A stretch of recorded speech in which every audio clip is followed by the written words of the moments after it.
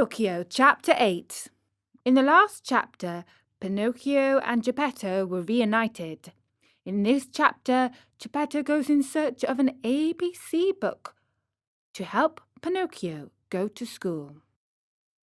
The marionette, as soon as his hunger was appeased, started to grumble and cry that he wanted a new pair of feet. But Mastro Geppetto, in order to punish him for his mischief, let him alone the whole morning. After dinner, he said to him, "Why should I make your feet over again, to see you run away from home once more?" "I promise you," answered the marionette, sobbing, "that from now on I'll be good." "Boys always promise that when they want something," said Geppetto. "I promise to go to school every day, to study and to succeed." "Boys always sing that song when they want their own will." "But I am not like other boys. I am better than all of them, and I always tell the truth. I promise you, father, that I'll learn a trade, and I'll be the comfort and staff of your old age." Geppetto, though trying to look very stern, felt his eyes fill with tears and his heart soften when he saw Pinocchio so unhappy. He said no more, but taking his tools and 2 pieces of wood, he set to work diligently. In less than an hour the feet were finished. 2 slender, nimble little feet, strong and quick, modelled as if by an artist's hands. "Close your eyes and sleep," Geppetto then said to the marionette. Pinocchio closed his eyes and pretended to be asleep, while Geppetto stuck on the 2 feet with a bit of glue melted in an eggshell, doing his work so well that the joint could hardly be seen.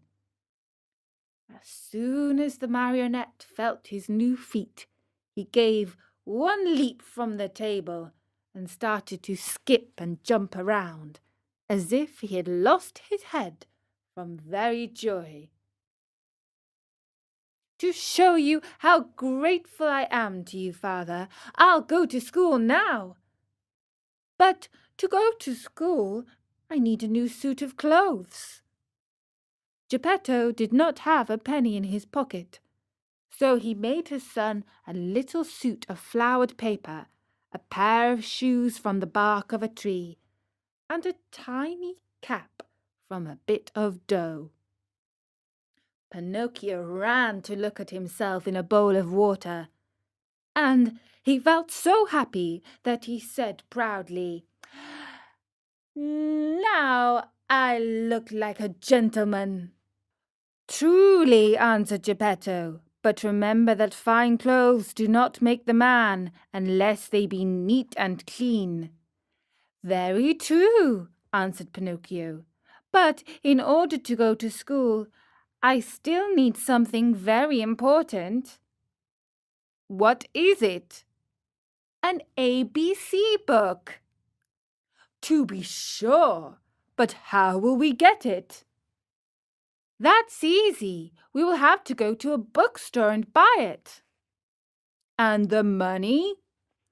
"I have none." "Neither have I," said the old man sadly. Pinocchio, although a happy boy always, became sad and downcast at these words. When poverty shows itself, even mischievous boys understand what it means. "What does it matter after all?" cried Geppetto all at once, as he jumped from his chair. Putting on his old coat full of darns and patches, he ran out of the house without another word. After a while he returned. In his hands he had the ABC book for his son, but the old coat was gone. The poor fellow was in his shirt sleeves, and the day was cold. "Where's your coat, father?"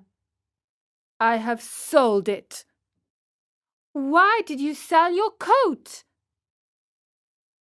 "It was too warm."